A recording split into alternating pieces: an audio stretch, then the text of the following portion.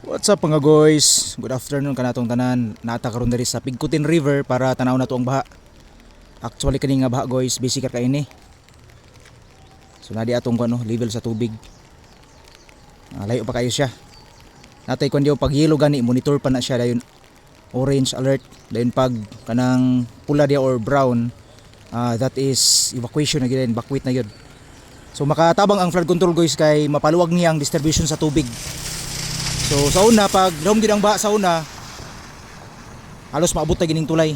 Pero tungod sa flood control, kung dira kay siya mulahom gyud. Oh. Grabe oh. Sa pikas nga side oh. Dito. Oh. So muni ang kwan katabang sa flood control. So far sa kini nga flood control dari nindot ba gid kayo kay nagyoy kabilya bari pare atong uban nga mga kwan gyud low standard. So nakita na ko diri nindot ang pagkabuhat. So nalay mga ginagmay nga kwan. Back job siguro. Pero overall nindot pa. So wala pa na naman guys, padulong pa na dito si babaw. Wag pa kini siya.